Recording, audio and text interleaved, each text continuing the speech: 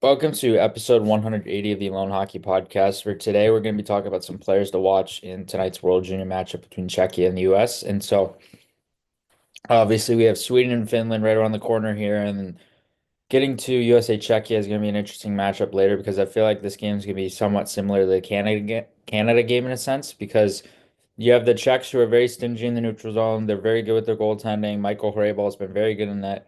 And so that's going to be a big challenge for the US to try and surpass him and make sure that they have ways to try and not only get shots on him, but get goals on him and be able to score in many different ways. And they're going to have to use east-west play. They're going to have to use playmaking. They're going to have to use puck support to be able to make quick passing plays inside the neutral zone and on entries and inside the O-zone possession plays, the US that is, to be able to execute and be able to have ways that they can score on hurry ball.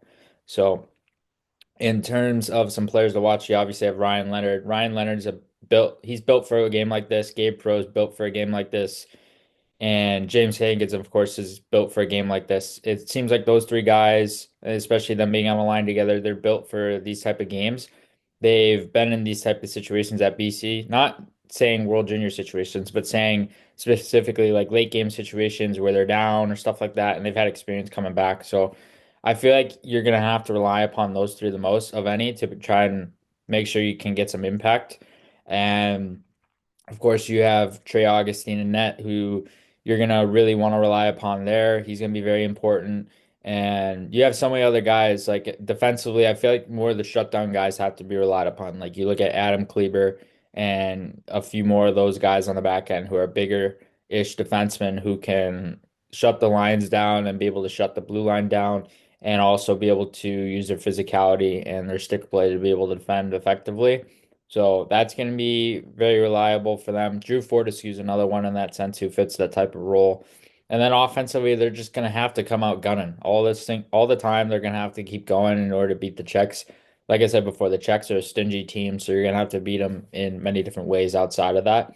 And it'll be interesting to see how they counteract that, how the Czechs do, and what tactics they use, what methods they use, and so on. But with the Czechs, they're a really interesting team because you have obviously them coming off the victory last game. I'd be curious to see if they come out even better than last game or not, or how that continues to go about. But like I said before, I feel like this is going to be the most intriguing matchup to watch at the World Juniors tonight to see which team advances. And it could be either team. It could really go either way. I wouldn't be surprised if Czechia wins, and I wouldn't be surprised if the US wins. But we'll see what happens, and I'm really curious to see how things move forward with both teams. I do feel like the US has a really good chance. Like they've had some really good production from their offensive guys. Like James Higgins has been unbelievable throughout this entire tournament.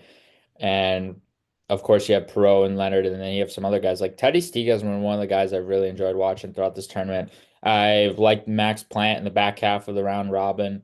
I've liked some other guys as well. I feel like the US has a lot of different weapons in terms of their forward group that can be relied upon. Kerry Terrence is another one playing for Erie in the OHL and Anaheim draft pick. And so many guys who can be relied upon in so many different situations, which is obviously key if you want to continue to advance out of the medal rounds and be able to advance to the finals. And so with the US there, we there's a lot of playmaking impact that they have from the back end too, and I feel like that's going to be a factor in this game. You have to have your activation from the Ds. You have to have your Ds active in the rush to be able to be a little bit successful there against the Czechs and be able to extend their neutral zone forecheck out and stretch them out a little bit.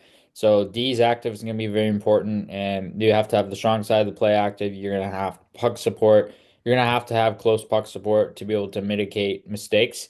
And you have to have guys who are supporting each other basically nonstop because the Czechs, they're really good at man-to-man coverage. They're really good at defending the perimeter.